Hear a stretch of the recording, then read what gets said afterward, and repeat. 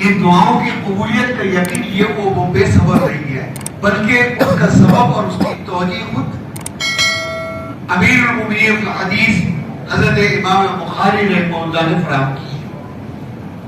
انہوں نے اپنی اس جامع صحیح البخاری کے بارے میں فرمایا، بڑا ان کا مشہور قول ہے کہ جعلتہ بینی و بین اللہ حجۃ، کہ میں نے اپنی اس تعلیم کو اپنے اور اپنے اللہ کے درمیان حجت بنا دیا ہے۔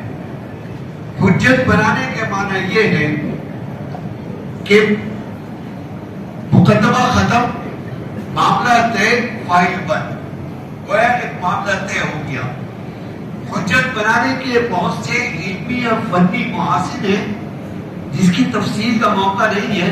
من جملہ میں ایک جو سب سے بڑی فضیلت ہے وہ جس پر 1350 سال امت کی گواہی اس پر موجود ہے کہ اس اجتماع کے اندر ختم بخاری کے بعد جو دعائیں مانگی جاتی ہے وہ اللہ کی بارگاہ میں ضرور قبول ہوتی ہے۔ یہ حجت ہونے کے معنی ہے۔ اور اس کی وجہ یہ کہ امام بخاری نے تقدیس کے جتنے بھی پہلو، جتنے بھی گوشے ہو سکتے تھے وہ سارے لا کر یہاں پر جمع کر دیے۔ سب سے پہلا پہلو تو یہ ہے کہ یہ کلام رسول اللہ صلی اللہ علیہ وسلم ہے، جس کے ہر لفظ میں، ہر حرف میں، ہر گوشے میں، ہر مفہوم میں تقدیس کے ایک بحر زخار معجزہ ہے۔ ظاہر ہے کہ اس سے بڑا تقدیس کا معاملہ اور کیا ہو سکتا ہے کہ یہ نبی کریم علیہ السلام کا کلام ہے، اور اس کو جمع کرنے والی شخصیت حضرت امام بخاری رحمہ اللہ جو جلیل القدر محدث ہے۔ پھر تقریباً 7 لاکھ 6.5-7 لاکھ حدیث کے لیے حافظ تھے، اس میں سے 7,000 حدیث کا انتخاب کیا۔ ان کی اپنی کچھ شرائط تھی، اپنی کچھ کسوٹیاں تھیں، اس پر پڑھ کے انہوں نے پہلے خاکہ بنایا اور 7,000 احادیث، اور ان 7,000 احادیث کو درج کرنے کا جو طریقہ، جو صنعت انہوں نے اختیار کی وہ بڑی عجیب و غریب ہے۔ اس کی مثال تمام جماعت محدثین میں کسی کے یہاں نہیں ملتی۔ طریقہ کار یہ ہوتا تھا کہ پہلے ایک حدیث پر غور و خوض کرتے تھے، ہر پہلو سے غور کرتے تھے، اور جب اس پر کسی درجے میں اطمینان ہو جاتا تھا تو اس کو اپنی بنائی ہوئی کسوٹی پر اور شرائط پر پرکھتے تھے۔ جب وہ اس پر پوری اتر جاتی تھی تو اٹھ کر غسل کرتے تھے، اور غسل کرنے کے بعد 2 رکعت نفل پڑھتے تھے، اور پھر دعا کرتے تھے کہ اے اللہ شرح صدر عطا فرما۔ جب شرح صدر ہو جاتا تھا تب رجسٹر لے کے حرمین شریفین میں جاتے تھے، مکہ مکرمہ میں، اور وہاں جا کر اندراج کرتے تھے۔ گویا جس کا حاصل یہ ہوا کہ بخاری شریف میں کم و بیش 7,000 احادیث ہیں۔ اگر مقررات کو نکال دیا جائے تو 4,500 ہوتی ہے۔ گویا 7,000 مرتبہ وضو کیا گیا، 14,000 رکعتیں ادا کی گئی کم و بیش، اور 60,000 مرتبہ دعائیں کی گئی۔ ظاہر ہے کہ یہ حجت نہیں بنے گی تو کیا بنے گی، اور امت کا تعامل اس بات پر گواہ اور شاہد ہے کہ اس کے بعد جو دعا کی جاتی ہے وہ ضرور قبول ہوتی ہے۔ تدوین حدیث کے تعلق سے ابتدائی دور سے محدثین کا تعلق 2 طبقات سے رہا۔ ایک طبقہ وہ ہے کہ جنہوں نے اپنی سرگرمی عمل کا موضوع جو ہے وہ سنن کو قرار دیا اور اس پر محنت کی اور اس پر تدوین کا کام کیا، اور دوسرا طبقہ وہ ہے کہ جنہوں نے اپنا موضوع جوامع کو قرار دیا اور اس پر محنت کی، اور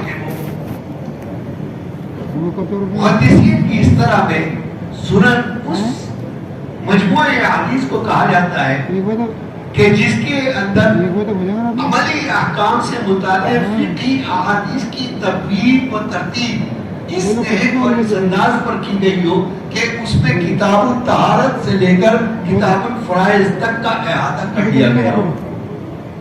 یہ تعریف ہے سنن کی. جبکہ جامع کے اندر 8 موضوعات شامل ہوں. اس میں عقائد ہے، عقائد و احکام ہے، سیر و آداب ہے، اشراط و فتن ہے، تفسیر و مناقب ہے. یہ 8 ابواب کا 8 موضوعات کا ہونا ضروری ہے. دونوں طبقات کے اپنے اپنے دلائل ہیں، کیونکہ سنن کا آغاز جو ہے وہ کتاب الطہارت سے اور جوامع کا آغاز جو ہے وہ کتاب الایمان سے. اصحاب سنن بھی اپنی دلیل رکھتے ہیں کہ کیوں کتاب الطہارت سے آغاز کرتے ہیں. اسی طرح سے اصحاب جوامع بھی اس دلیل رکھتے ہیں کہ وہ ایمان سے کیوں اس کا آغاز کرتے ہیں.